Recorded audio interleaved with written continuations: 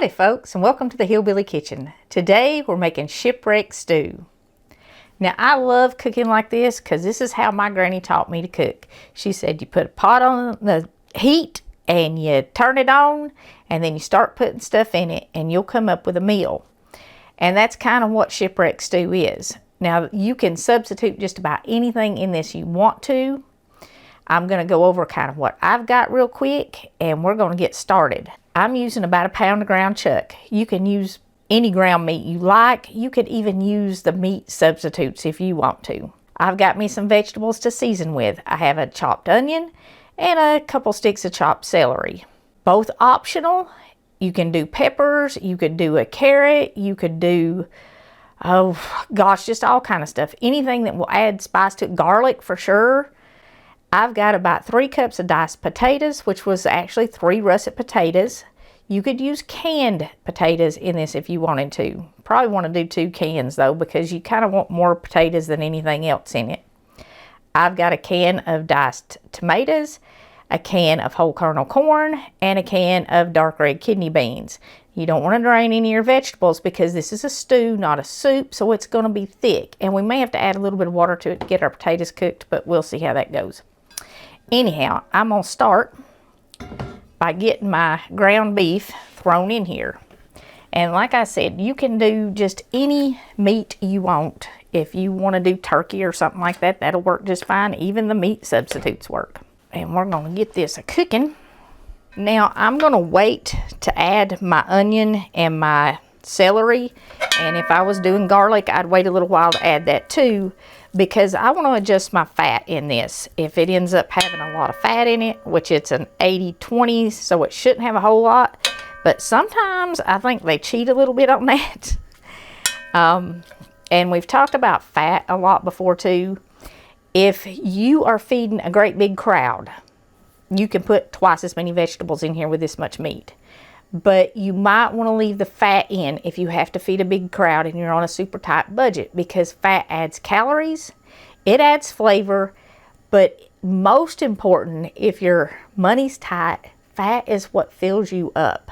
So people actually eat less if there's fat in the food. There was a big diet craze, I don't know, when I was a teenager, and everything went no fat, and they couldn't figure out why everybody was still gaining weight. I am going to put me a little bit of black pepper in my meat to kind of give it some flavor in it as it cooks. And I'm going to do just a tiny bit of salt. Now, if you are on a low salt diet, save all the salt to the very end and adjust it at the very end. Also, if you're using these canned vegetables, usually they have some salt in them, so you're going to want to be very careful adding salt. And I've had people ask me before, I got too much salt in a pot of soup. What do I do? You can drop a whole potato in your soup and let it cook, and it will actually absorb a lot of the salt and it won't taste as salty. And then you could use that potato for something else. You'd even mash it if you wanted to, but you know, that will take out excess salt in soup if you need to. Just drop a whole potato in there and let it cook and it'll absorb it. Okay, my meat's cooked and I do have quite a bit of fat in here, so I'm going to get some of this out. And a quick, easy way to do that, I've shown this before, without dumping your dinner in the sink or in the trash or in the floor, is just to use some paper towels and soak it up. And that way you don't risk spilling all your meat, especially if you're cooking it in a big heavy pot. You know, trying to tip this thing sideways to drain grease out of it would be a disaster. All right, that looks pretty good. I don't want to get all of it out because it does have flavor and I want to leave a little of that flavor in there. But that there's pretty good. And now we'll start adding other stuff. Now the next thing we're going to add is our flavor vegetables. And if you did peppers and garlic and all that stuff, you would put them in here now. And the reason why I didn't put this in here when I first started cooking my meat is because all of the liquid from my onions and my celery would have just been drained off with that liquid out of my beef. we're going to stir those into the beef. And I'm going to put the lid on this, and I'm going to let those cook just a minute so that they start getting tender before I add anything else. Now, while we're letting those get tender, let's talk about our vegetables here for just a second. If it's garden season and you've got fresh tomatoes and fresh corn, by all means use fresh. Or, you know, if you're blessed enough to have it, use fresh. If you've got leftover beans of any variety, you can use those. You know, if you cook beans for dinner and you've got leftover beans, use them.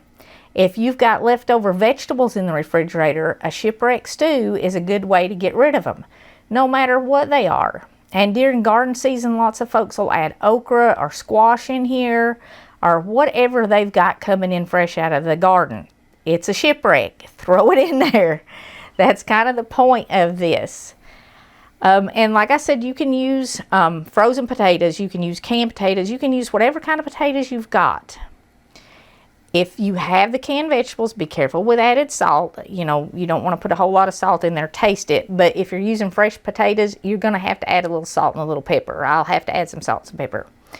The tomatoes, if you're an empty nester or a single person or one of those moms with little kids that will not eat spaghetti sauce and you've got half a jar of leftover spaghetti sauce in your refrigerator, use it for the tomatoes. It works great. I used to use it in soup. I still use spaghetti sauce in soups all the time because I don't have a crowd to cook for anymore. And if I have a jar of spaghetti sauce, it does more than one meal. So your leftover spaghetti sauce will work great in this. You know, a lot of folks have their own shipwreck stew recipes, or they have stuff they like to add to it. If this is something that you've been making for years, and I know I have a lot of older cooks who know how to cook, who watch this, tell us what you put in your shipwreck stew that might be different that I haven't mentioned here. It's shipwreck. You can put everything but the kitchen sink in it. All right. In that amount of time, this stuff should be getting tender because I've got it turned up here pretty high. Depending on how quick you need this is going to determine how high you cook it. If you're trying to get it on the table on a weeknight, crank it up. Just keep an eye on it so nothing burns. And we're just going to kind of dump the rest of these vegetables in here and let them sit there sort of in a layer and cook. We'll do our tomatoes right on top of our potatoes. And I'm not going to let them like completely cook, but I'm going to let them cook for a little while before I stir it up.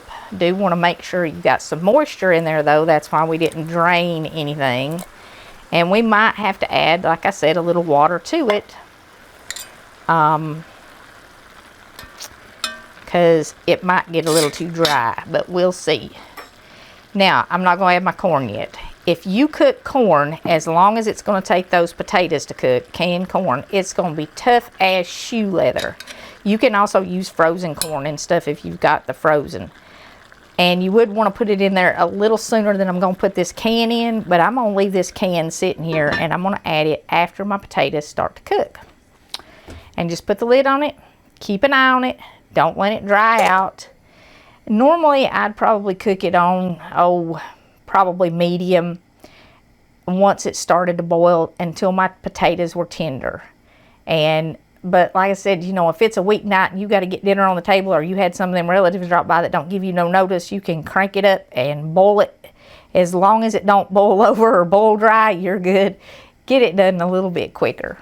If you're new to cooking and you're learning on your own, I do want to take just a minute to give you a tip about being sanitary, especially when you're cooking with raw meat. I just cleaned my cutting board that I had the meat sitting on and put it in the dishwasher, and I'm going to wipe up the countertop before my stew gets done, because cross-contamination can make you very, very sick, and you do want to make sure you clean up good anything that raw meat might have touched. You don't want that touching your cooked, finished food that people are going to be eating. You don't want kids to come into the counter where you've had meat sitting and touch it and then put their hands in their mouth. I actually had an intensive care nurse tell me that most of the people that she treats in a hospital intensive care unit, I'll get it out in a second, were in there because of food poisoning primarily caused from cross-contamination. So you do have to be very, very clean in a kitchen, and especially when you're cooking raw meat, like the hamburger that we're using in this. That's just a quick tip for those of you who are new in the kitchen and new to cooking. You want to be aware of that. You want to make sure you clean that up. You don't want, like I'm using this spoon all through it, so the spoon anything that's on it will be cooked as well as what's in the stew already. But you wouldn't want to stir something and get it halfway done and then sit the spoon down on your countertop and leave it sitting there and then pick it back up after you were done cooking and use it again. That's bad. Just some motherly advice. Okay, everything's cleaned up. Our potatoes have been cooking for a while. And yep, it's boiling. Not long enough. We're going to have to let it cook a little bit longer. But we do have plenty of liquid in here, so nothing's sticking. Kind of mix it up a little bit at this point, I think. I can see my potatoes are kind of starting to turn colors, but they are definitely not done yet.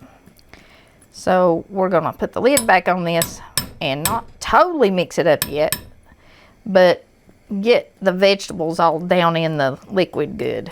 It'll help them cook better. While we're waiting on our potatoes to cook, I want to share Philippians 1:6 with you. Being confident of this very thing, that he which hath began a good work in you will perform it until the day of Jesus Christ. You know, a lot of Christians think that we say a prayer, we take it on faith that Christ died for us, and then that's kind of the end of it. And please don't misunderstand me. I'm not saying that works is part of your salvation. Your salvation is a work. I'm not saying you have to do works to be saved. To be saved, you have to have faith in Jesus Christ. That's what the Bible teaches us, that he was the Son of God, that he died on the cross for you, that he rose from the dead. He paid the debt for your sins so that you could be reconciled with God. But once we put our faith in Jesus, once we pray the prayer, once we ask to be forgiven, there is a work that begins in us. Christ is drawing us to him. The Holy Spirit is drawing us closer to him. We should also be striving and working to be closer to Christ, to be more like Christ, to learn about him, and so that we can share him with other people. If you've been saved but you don't know anything about the Bible, you don't know anything about Christ other than his one act on the cross, you don't know anything about God or his, for lack of a better description, his personality, his characteristics, his power, his glory, his majesty, how can you possibly share that with other people? And once we are saved, we are called to share the good news with other people.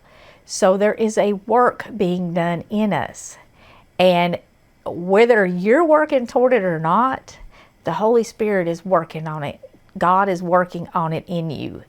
And if you have been saved and you're not living that life, you're not seeking God, you're going to feel that pull, you're going to feel that desire, you're going to have a need that you just cannot meet without seeking God. That's the work. God is pulling us toward him, and we are supposed to be continually seeking him. And the Bible tells us that we are continually seek him.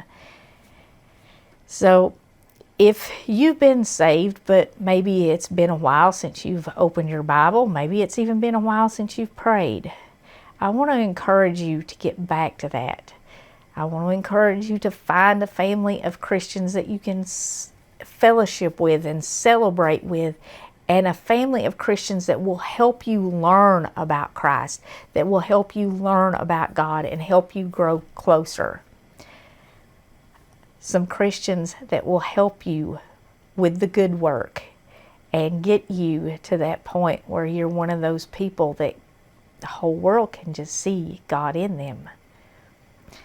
I have a friend who is constantly saying, and I've talked about Vanessa, y'all have heard me talk about Vanessa, But every time I talk to her, she says, more of you, Lord, and less of me.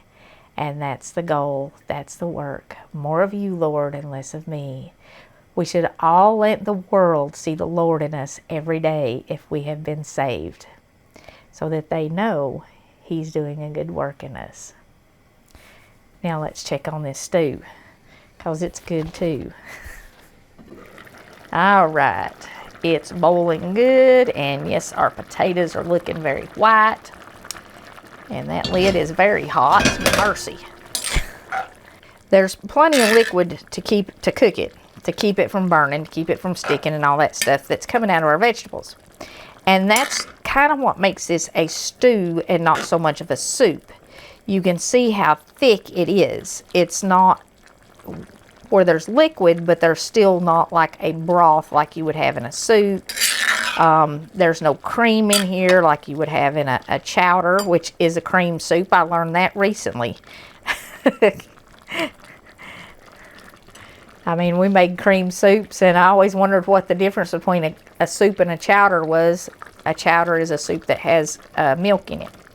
Okay, my potatoes are almost done, so now I'm going to add my corn, and I'm going to add the liquid with my corn too, which will give us a little bit more. And this, again, will thicken up. Most soups, most stews, thicken up after they cool.